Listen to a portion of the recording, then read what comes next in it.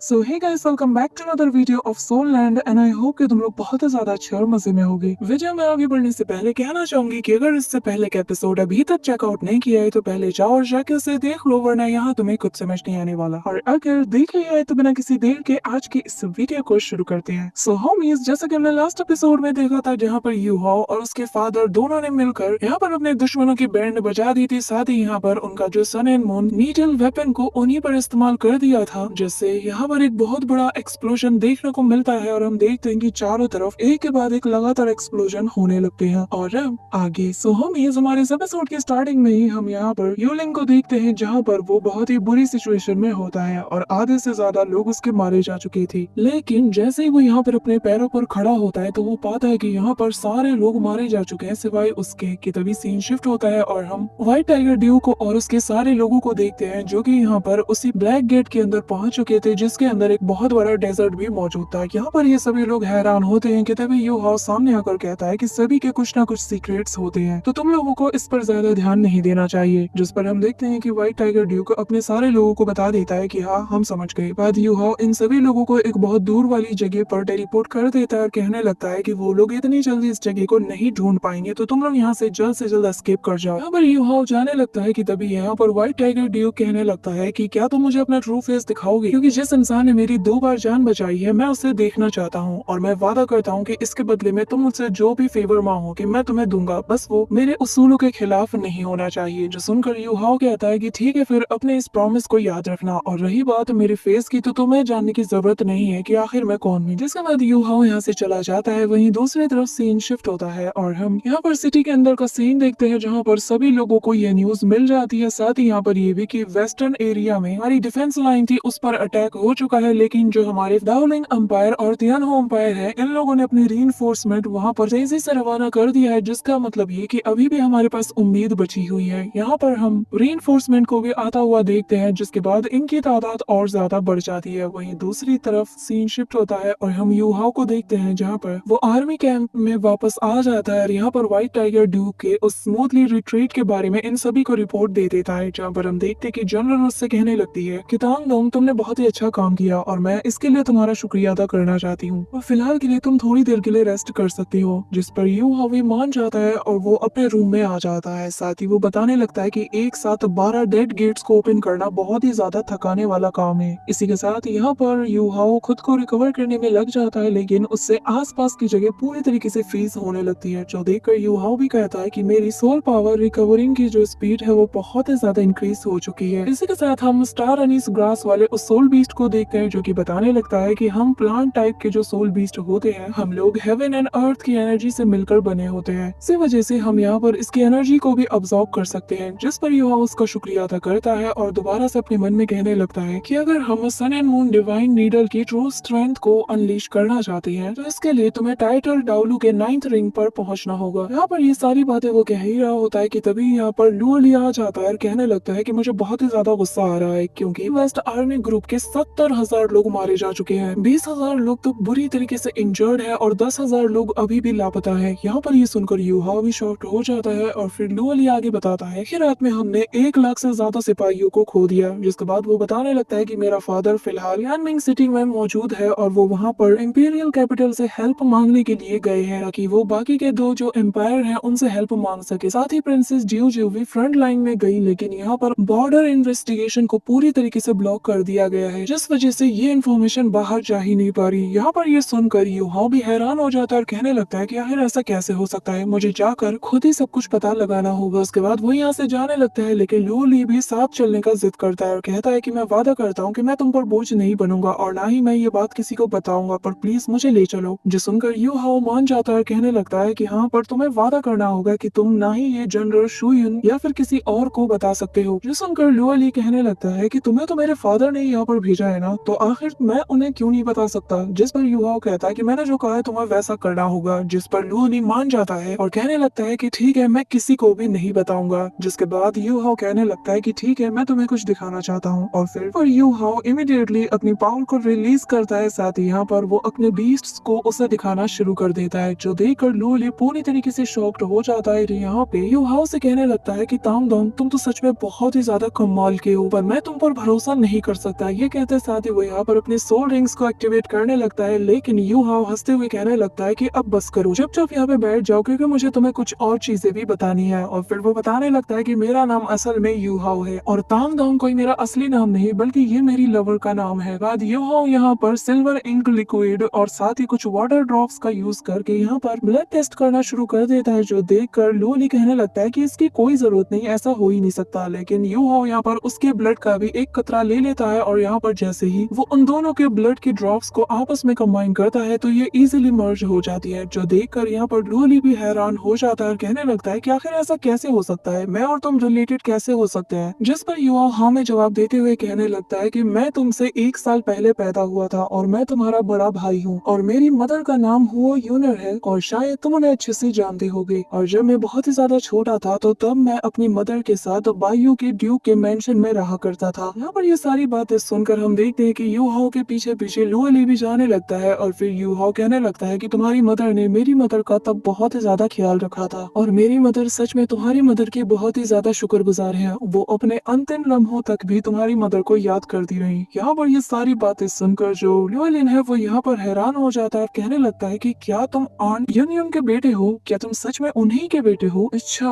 अब मैं सब कुछ समझ गया। जिसके बाद यू हाओ हाँ में जवाब देते हुए कहने लगता है कि हाँ, और मेरी मदर सिर्फ उस ड्यूक की लापरवाही की वजह से मारी हुई है। एक बार सब कुछ सेटल हो जाए जिसके बाद मैं खुद व्हाइट टाइगर ड्यूक के मेंशन में जिन जिन लोगों ने मेरी माँ के साथ बुरा किया है मैं इसका बदला जरूर लूंगा। इसका लेना देना तुम्हारी मदर या तुमसे नहीं है क्योंकि तुम्हारी मदर मेरी मदर के साथ बहुत ही अच्छी थी, उन्होंने इसकी बहुत ज्यादा हेल्प की है। सुनकर लुओलिन कहने लगता है कि क्या तुम यहाँ पर हमारे फादर से बदला लेने आए हो? जिस पर यू हाओ कहने लगता है कि चिंता मत करो, एक बार ये नेशनल क्राइसिस बिल्कुल शांत हो जाए उसके बाद ही मैं अपने मामले को निपटाऊंगा। यहाँ पर यह सुनकर लुओलिन कहने लगता है कि पर माफ करना, भले ही तुम मेरे भाई हो लेकिन मैं अपने फादर के अगेंस्ट तुम्हारी मदद नहीं कर सकता। जिस पर यू हाओ कहता है कि चिंता मत करो, मुझे तुम्हारी हेल्प नहीं चाहिए, मैं बस तुमसे इतना चाहता हूँ कि आज से तुम मुझ पर भरोसा करना शुरू कर दो और मैं उम्मीद भी करता हूँ कि तुम मुझ पर कंप्लीट ट्रस्ट करोगे ताकि हम आगे चलकर साथ मिलकर काम कर पाएंगे। यहाँ पर ये कहते साथ ही यू हाओ अपना हाथ उसकी तरफ आगे बढ़ाने लगता है और कहने लगता है कि अगर तुम मुझ पर भरोसा दिखाते हो तो मैं तुमसे वादा करता हूँ कि मैं तुम्हें बहुत थोड़े वक्त में ही पहले से ज्यादा स्ट्रॉन्ग बनने में मदद करूंगा। सुनकर लुओलिन हाँ में जवाब देता है, कहने लगता है कि बिल्कुल, और फिर वो उससे हाथ मिलाकर दोनों एक दूसरे को हक करते हैं। जिसके बाद यू हाओ कहने लगता है कि अब हमें बिना किसी देरी के जल्द से जल्द यहाँ से निकलना होगा क्योंकि काम बहुत है और वक्त बहुत ही कम है। जिस पर यहाँ पे लुओलिन कहने लगता है कि तो फिर मैं जाकर हमारे लिए 2 घोड़ों का इंतजाम करता हूँ ताकि हम यहाँ से बहुत जल्दी निकल पाए। जिस पर यहाँ पर यू हाओ हंसते हुए उससे रोकता है, कहने लगता है कि नहीं, इसकी कोई जरूरत नहीं। जिस पर लुओलिन कंफ्यूज होते हुए कहता है कि फिर आखिर हम वापस जाएंगे कैसे? कि तभी यू हाओ स्माइल करता है और उसके कंधे पर हाथ रख के उसे तेजी से यहाँ से उड़ा ले जाता है। इसी के साथ यहाँ पर हम रात का सीन देखते हैं जहाँ पर ये लोग तेजी से फ्लाई कर रहे होते हैं और लुओलिन कहने लगता है कि यार तुम तो उड़ने में बहुत ही ज्यादा माहिर हो, आखिर तुम ये सब इतनी आसानी से कैसे कर पा रहे हो? यहाँ पर यू हाओ कुछ नहीं कहता और फिर वो उसे एक लेवल 8 के सोल गाइड डिटेक्शन टूल के पास ले आता है जो कि यहाँ पर सन मून एम्पायर के द्वारा लगाया गया था। यहाँ पर इसे देखकर लुओलिन भी हैरान था और यू हाओ आगे बताने लगता है कि ये उनकी बहुत ही एडवांस टेक्नोलॉजी है और जो कि इनकी मेन टेक्नोलॉजी का ही एक हिस्सा है। जो सुनकर लुओलिन कहने लगता है कि फिर तो हमें इस चीज के बारे में जल्द से जल्द मिलिट्री में बाकी सभी लोगों को बताना होगा ताकि वो लोग इन सभी को मार गिराए। यहाँ पर हम यू हाओ को देखते हैं जो कि उसे देखकर स्माइल करता है और इमीडिएटली अपने मेंटल डिस्ट्रीब्यूशन नाम की टेक्निक का यूज करता है, जिससे यहाँ पर हम देखते हैं कि जितने भी यहाँ पर इनके टूल्स थे वो काम करना बंद कर देते हैं। साथ ही यहाँ पर यू हाओ इनके अंदर जो एनर्जी क्रिस्टल्स थे उनकी एनर्जी को भी अब्सॉर्ब कर लेता है, जिससे ये सभी लोग पूरी तरीके से काम करना बंद कर देते हैं। जो देखकर लुओलिन भी हैरान था और कहने लगता है कि भाई आखिर तुम इनकी एनर्जीज को कलेक्ट क्यों कर रहे हो? जिस पर यू हाओ आगे बढ़ते हुए कहने लगता है कि जाहिर है मुझे रिसर्च के लिए जरूरत पड़ती है। यहाँ पर ये लोग आगे बढ़ने लगते हैं कि तभी यू हाओ कहने लगता है कि तुमने बताया था कि तुम्हें यहाँ पर ठंड लग रही है ना? पर लुओलिन भी हाओ में जवाब देता है कि तभी यू हाओ उसे छोड़ देता है और यहाँ पर हम देखते हैं कि वो तेजी से जमीन पर गिरने लगता है, जिससे यहाँ पर लुओलिन की हालत खराब हो जाती है। यहाँ पर हम देखते हैं कि लुओलिन इतना ज्यादा पैनिक कर जाता है कि यहाँ पर वो चीखे मारना शुरू कर देता है कि तभी उसकी जो स्प्रिट थी और वो व्हाइट टाइगर एट्रीब्यूट दोनों ही आपस में फ्यूज होने लगते हैं और यहाँ पर उसका फोरहेड भी ग्लो करने लगता है कि तभी यहाँ पर यू हाओ भी इस चीज को नोटिस कर लेता है। यहाँ पर हम देखते हैं कि अचानक से लुओलिन के बालों का कलर भी चेंज हो जाता है और वो पूरी तरीके से रेड हो जाते हैं। इसी के साथ यू हाओ तेजी से उसे फिर पकड़ लेता है और यहाँ पर लुओलिन कहने लगता है कि जरा मेरी हालत देखो, तुम जो कर रहे हो ये बिल्कुल भी अच्छा नहीं है, मुझे ऐसे मजाक बिल्कुल भी पसंद नहीं नहीं आते कि तभी यू हाउ स्माइल करते हुए कहता है कि जरा अपने बालों का रंग देखो, ये पूरी तरीके से चेंज हो चुके हैं, जिसका मतलब ये कि तुम्हारे अंदर जो स्पिरिट और व्हाइट टाइगर एट्रीब्यूट जो कि तुम्हारे मार्शल सोल में मौजूद है, ये दोनों आपस में फ्यूज होने लगे हैं। जो देखकर हम देखते हैं कि लुओलिन भी हैरान हो जाता है। इसी के साथ यहाँ पर यू हाउ आगे बताने लगता है कि जिस दिन तुम पूरी तरीके से उस ब्लड टाइगर में ट्रांसफॉर्म हो जाओगे, उसी दिन तुम्हारा इवोल्यूशन भी कंप्लीट हो जाएगा। यहाँ पर हम देखते हैं कि लुओलिन भी उसकी बातें हैरानी के साथ सुनता है कि तभी यहाँ पर यू हाउ दोबारा से उसे छोड़ देता है और यहाँ पर वो फिर से छटपटाने लगता है कि तभी फिर से यू हाउ उसकी जान बचा लेता है। जो देखकर लुओलिन कहने लगता है कि क्या तुम सच में मेरे भाई हो? क्या तुम मुझे नीचे फेंकने से पहले एक बार बता नहीं सकते कि तुम मुझे फेंक रहे हो? जिस पे यू हाउ हंसता है और फिर कहने लगता है कि अगर मैंने तुम्हें बता दिया तो फिर वो जो सिमुलेटिंग इफेक्ट है वो पूरी तरीके से खत्म हो जाएगा और फिर वो दोबारा से उसे नीचे गिरा देता है। इसी के साथ नेक्स्ट सीन में हम देखते हैं कि ये लोग बैटल फील्ड को क्रॉस करके आगे बढ़ने लगते हैं, लेकिन यहाँ का नजारा देखकर लुओलिन को बहुत ही ज्यादा बुरा लगता है और फिर वो दुश्मन के इलाके में भी पहुंच जाते हैं, जहाँ पर बहुत ही ज्यादा टाइट सिक्योरिटी होती है। जो देखकर लुओलिन कहने लगता है कि यहाँ पर तो हमारी उम्मीद से भी ज्यादा टाइट सिक्योरिटी है और मुझे इस बात की हैरानी हो रही है कि आखिर वहाँ पर कितने सारे सोल गाइड टीम तैनाती पर लगे होंगे। यहाँ पर तभी हम देखते हैं कि यू हाउ अपनी मेंटल पावर का यूज करना शुरू कर देता है, जहाँ पर वो अपने सेंसेस को चारों तरफ फैला देता है और यहाँ पर कैलकुलेट करने के बाद बताने लगता है कि असल में सन मून एम्पायर ने एक बहुत बड़ी तादाद में सोल गाइड टीम को बैटल फील्ड पर रवाना कर दिया है, यानी कि ये लोग फुल तैयारी के साथ आए हैं कि जो सोल मास्टर और जितने सोल्जर्स हैं उनकी तादाद बहुत ज्यादा कम है, लेकिन जो डिफेंसिव सोल गाइड टीम है ये बहुत ज्यादा है। जिस पर लुओलिन बताने लगता है कि इन लोगों ने मिंग दो माउंटेन को ऑलरेडी पूरी तरीके से ब्लॉक कर दिया है और मैं ये सोच रहा हूँ कि आखिर ये लोग शांत क्यों बैठे हैं? क्या इन्हें नहीं पता कि हमारी रीइंफोर्समेंट कभी भी आ सकती है और इन पर काउंटर अटैक कर सकती है? इस पर यू हाउ कहने लगता है कि हाँ, इन्हें पता है, इसी वजह से तो इन लोगों ने सारी इन्फॉर्मेशन को बाहर जाने से पूरी तरीके से रोक दिया है। कि तभी यू हाउ यहाँ पर सोचने लगता है कि शायद ये एक इल्यूजन है, वो सभी यहाँ पर हमें फंसाना चाहते हैं मगर उनका असली टारगेट कुछ और है। वो लोग बस हर डायरेक्शन से हमारी जो रीइंफोर्समेंट है उसे अट्रैक्ट करना चाहते हैं, लेकिन उनका पहला इरादा कभी भी हमारी जो आर्मी है उससे डायरेक्ट फाइट करने का नहीं है। यहाँ पर अपने दुश्मनों के प्लान का पता लगाते साथ ही यू हाउ यहाँ पर इमीडिएटली डुओली को लेकर वहाँ से निकल जाता है और फिर एक जगह पर जाकर वो यहाँ पर उससे कहने लगता है कि तुम्हें हर हाल में जल्द से जल्द तियानमिंग सिटी में जाना होगा और वहाँ पर जाकर तुम्हें इस सब के बारे में जल्द से जल्द प्रिंसेस और मास्टर को बताना होगा। जिस पर डुओली कहने लगता है कि पर भाई, मैं तुम्हारे बिना कैसे जा सकता हूँ? कि तभी यू हाउ उसके कंधे पे हाथ रख के कहने लगता है कि मैंने कहा तुम जल्द से जल्द यहाँ से चले जाओ और मेरी फिक्र मत करना। यहाँ पर हम देखते हैं कि डुओली इसकी बात मान जाता है और चला जाता है। कि तभी यू हाउ अपने मन में कहने लगता है कि सच में इस बार सन एंड मून एम्पायर ने बहुत बड़ा गेम खेला है। यकीन नहीं होता, लेकिन हम सभी को इन लोगों ने बेवकूफ बनाया। इसी के साथ यू हाउ आगे बढ़ते हुए अपने मन में कहने लगता है कि मैं जानता हूँ कि यहाँ पर सन एंड मून एम्पायर में कोई बहुत ही पावरफुल इंसान आया है, लेकिन वो कौन होगा? इस दौरान सीन शिफ्ट होता है और हमें सन एंड मून एम्पायर का सीन दिखाया जाता है, जहाँ पर उनकी क्वीन के नारे लग रहे होते हैं। कि तभी यहाँ पर यूलिन आगे आते हुए माफी मांगने लगता है और कहता है कि प्लीज मुझे माफ कर दीजिए, क्योंकि मेरी ही नाकामियों की वजह से व्हाइट टाइगर ड्यूक मेरे हाथों से जिंदा निकल गया और अगर आप चाहें तो मुझे इसकी सजा भी दे सकती है। यहाँ पर हम देखते हैं कि क्वीन उसके करीब आते हुए कहने लगती है, मास्टर ये प्लीज अपना सिर ऊपर उठाइए, मैं जानती हूँ कि इसमें आपकी कोई भी गलती नहीं है, तो खुद को जिम्मेदार ठहराना बंद कीजिए। वैसे ये सिचुएशन अभी भी हमारे कंट्रोल में है। जिसके बाद वो बताने लगती है कि एक लार्ज नंबर की रीइंफोर्समेंट ऑलरेडी शैंगलू एरिया में एंटर हो चुकी है, जिसका मतलब अब वक्त आ चुका है और हम लोग कल सुबह ही यहाँ से निकल जाएंगे और इस बार हम उस काम को पूरी तरीके से अंजाम दे देंगे और इस बार हम अपने टारगेट को कैप्चर कर लेंगे। वहीं दूसरी तरफ हम यू हाउ को देखते हैं, जो कि कहने लगता है कि इस प्लान के पीछे का जो मास्टरमाइंड है वो सच में बहुत ही ज्यादा ब्रिलियंट है। इतना कारगर और सटीक डाइवर्ट करने वाली टैक्टिक किसी आम इंसान की नहीं हो सकती। इसके बाद हम यूलिंग को देखते हैं, जहाँ पर उसे भी पता चल जाता है कि आखिर इनका असली टारगेट क्या है और यहाँ पर यू हाउ कहने लगता है कि अगर मैं गलत नहीं तो सन एंड मून का जो असली टारगेट है वो असल में कुछ और नहीं बल्कि स्काई सोल एम्पायर है। जिसके बाद हम यूलिन को देखते हैं, जहाँ पर उसके हाथ में भी एक चिट मौजूद होती है जिसमें की सेम चीज लिखी हुई थी। इसी के साथ यहाँ पर जितने भी सोल्जर्स थे वो यहाँ पर इनके नारे लगाने शुरू कर देते हैं। दूसरी तरफ सीन शिफ्ट होता है और हम यहाँ पर बाकी लोगों को देखते हैं, जहाँ पर सभी लोग पूरी तैयारी में होते हैं। सारे मास्टर्स, लीडर्स, जिनके यहाँ पर जो मिलिट्री लीडर्स थे वो भी यहाँ पर पूरी प्लानिंग करके तैयार थे। लेकिन तभी यहाँ पर हम वापस से मिलिट्री बेस कैंप का सीन देखते हैं, जहाँ पर यू हाउ पहुंच जाता है। यहाँ पर तांग दोंग के वापस आने की खबर जनरल शू इंग को पहुंच जाती है और वो कहने लगती है कि उसे अभी के भी अंदर ले आओ। उसके बाद वो यू हाउ से पूछती है कि आखिर तुम इतनी रात में कहाँ चले गए थे और फिर वो बताती है कि बाई यू के ड्यूक यानी कि व्हाइट टाइगर ड्यूक ने एक स्ट्रेटेजी बनाई है जिसके अकॉर्डिंग हम बहुत ही जल्द काउंटर अटैक करने वाले हैं। यहाँ पर यह सुनकर यू हाओ समझ जाता है कि वक्त रहते लुओ ली ने अपना काम कर दिया और उसने उस मैसेज को व्हाइट टाइगर ड्यूक के पास पहुंचा दिया। और अब देखने से ऐसा लगता है कि व्हाइट टाइगर ड्यूक असल में डिफेंस की जगह अटैक पर फोकस कर रहा है और अब लगता है कि मिंगदाओ माउंटेन और गार्डियन किन इनको वापस लेने का वक्त आ चुका है। और इससे एक फायदा ये भी होगा कि ना चाहते हुए भी यहाँ पर सन एंड मून एम्पायर को ना चाहते हुए भी यहाँ पर हमसे फाइट करना ही होगा और जिससे वो लोग तियानियो एम्पायर के अगेंस्ट अपनी फुल फोर्स को यूज नहीं कर पाएंगे। इस दौरान यहाँ पर जो जनरल शुइन होती है वो कहने लगती है कि तुम इन सारे इंटेल के जिम्मेदार हो मैं जानती हूँ, इसीलिए हमें जल्द से जल्द यहाँ से निकलना होगा और अगर हम लकी रहे तो हम बाकी के लोगों के साथ जल्द से जल्द कैचअप कर लेंगे। जो सुनकर यहाँ पर यू हाओ भी मान जाता है और फिर वो यहाँ से रवाना होने लगता है। वहीं दूसरी तरफ सीन शिफ्ट होता है और हम प्रिंसेस को देखते हैं जहाँ पर वो सभी लोगों को गाइड कर रही होती है और बताने लगती है कि हमें जल्द से जल्द एक एक्सप्लोरेटरी अटैक को प्रिपेयर करना होगा और उसे लॉन्च करना होगा। अगर हम ऐसा करते हैं तो हम बहुत इजीली इनके डिफेंस को तोड़कर उनकी जगह को कैप्चर कर सकते हैं। यहाँ पर हम देखते हैं कि व्हाइट टाइगर डू कहने लगता है कि योर हाइनेस मुझे नहीं लगता कि ऐसा करना बिल्कुल भी ठीक होगा। मेरे ख्याल से हमें पहले सन एंड मून एम्पायर की जो आर्मी है उनके मूवमेंट्स के बारे में पता होना चाहिए, उसके बाद हम डिस्कस कर सकते हैं कि आगे क्या करना चाहिए। यहाँ पर हम देखते हैं कि प्रिंसेस बहुत ही गौर से मिंगदाओ माउंटेन को देखकर कहने लगती है कि हम अब बिल्कुल भी नहीं रुक सकते। अगर हमने उन लोगों को अभी जाने दिया तो वो लोग सीधा यहाँ पर हम पे धावा बोल देंगे और तब हम लोग क्या करेंगे बताओ, हम लोग तब उन्हें झेल पाएंगे बताओ। यहाँ पर हम देखते हैं कि सभी लोग ये सुनकर पैनिक करने लगते हैं। इस पर व्हाइट टाइगर ड्यूक भी शांत होता है कि तभी प्रिंसेस कहने लगती है कि मैं जो एलाइट ट्रूप्स है उन्हें ऑर्डर देती हूँ कि वो लोग इमीडिएटली बैटल करने के लिए रवाना हो जाए। और जैसा कि मैंने बताया कि तुम सभी लोगों को मिंगदाओ माउंटेन में जाकर वहाँ पर अटैक करना है ताकि उनके डिफेंस को तोड़कर तुम यहाँ पर उस जगह को हासिल कर लो। इससे दौरान सीन शिफ्ट होता है और हम बैटलफील्ड का सीन देखते हैं जहाँ पर मिंगदाओ माउंटेन पर ये लोग रवाना होने लगते हैं और यहाँ पर जो फ्रंट लाइन के लोग थे वो सभी लोग एक एक करके जो सन एंड मून एम्पायर के वेपन्स यहाँ पर लगे हुए थे उन्हें तोड़ना शुरू कर देते हैं। सारे लोग यहाँ पर ताबड़तोड़ फाइटिंग कर रहे थे जहाँ पर जो सोल मास्टर्स होते हैं वो अपने 6 सोल्स को भी एक्टिवेट करते हैं विथ